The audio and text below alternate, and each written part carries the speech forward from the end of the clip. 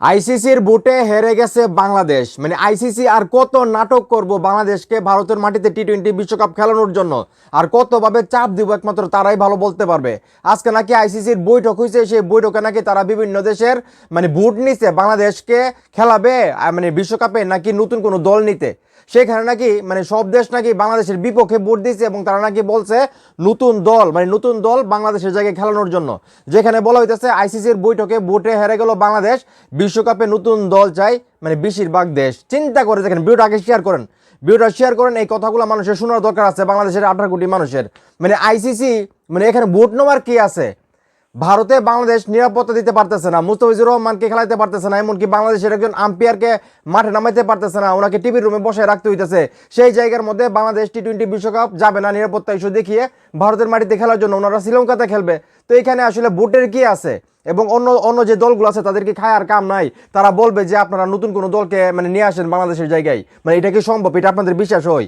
এখন এই মুহূর্তে যারা আমার এই ভিডিও দেখতেছেন আপনারা মানে সত্যি করে বলুন তো, এটা কি আপনাদের বিশ্বাস হয় যে নতুন কোনো দল চাইবে মানে অন্যান্য ক্রিকেটাররা বা অন্যান্য দেশরা? তারা খায় আর বুঝার কাজ নাই।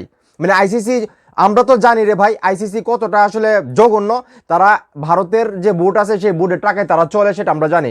এবং ভারতের অনেক মানে মানুষ আছে যারা নাকি আইসিসিতে চাকরি করে, তাদেরকে টাকা দিয়ে পালে। তারা হলো মানে বলে ফেলি তারা হচ্ছে কুকুর, মানে আইসিসির মানে ভারত ক্রিকেট বোর্ডের কুকুর হলো আইসিসি, সেটা সবাই জানে। এখানে অস্বীকার করার কিছু নাই। এখন তারা নতুন নাটক শুরু করছে।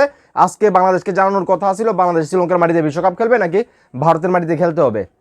সেইখান থেকে তারা বলতেছে তারা নাকি বৈঠক করছে, ওইখানে নাকি বুড়াবুড়ি করছে। সেই বুড়াবুড়িতে নাকি মানে সব দেশ বলছে বাংলাদেশকে মানে বাদ দিয়ে নতুন কোন দেশ নেওয়ার জন্য। আর সবাই বলবে কিসের জন্য? অন্য দেশের কি রাইট আছে তারা এই কথা বলার বিশ্বকাপ নিয়ে?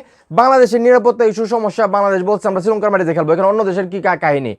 তাহলে পাকিস্তানের ব্যাপারে বুটাবুটি করেন, অন্য যে দেশগুলো শ্রীলঙ্কার মাটিতে খেলবে, ভারতের মাটিতে যাদের খেলা নাই তাদেরকে নিয়ে বুটাবুটি করেন। মানে আপনারা কতভাবে চাপ দিতে চাচ্ছেন বাংলাদেশকে, সেটা কি বাংলাদেশের মানুষ বুঝতেছে না? বাংলাদেশের ক্রিকেট বোর্ড কি বুঝতেছে না? আরে ভাই আপনারা দালালি করবেন মানে ভারত ক্রিকেট বোর্ডের করেন না, তাতে তো সমস্যা নাই আমাদের। সেই জায়গার মধ্যে আপনারা কেন এরকম করতেছেন? এখানে বুড়াবুড়ির কি আছে সেটি তোমার মাথায় আসতেছে না। আপনারা আইসিসির যে কর্মকর্তারা আছে আপনারা মিটিং করবেন, আপনারা জানাইবেন, আপনারা দেখবেন, আপনারা বলবেন। এখানে আপনারা কি বলতেছেন?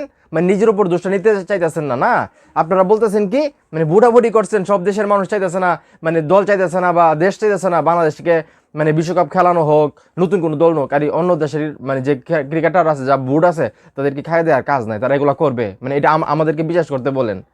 পাগল কোথাকার।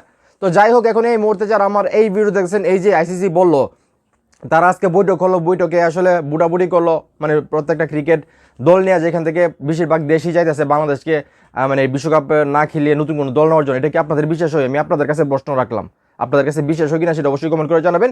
ভিডিওটা অবশ্যই শেয়ার করবেন।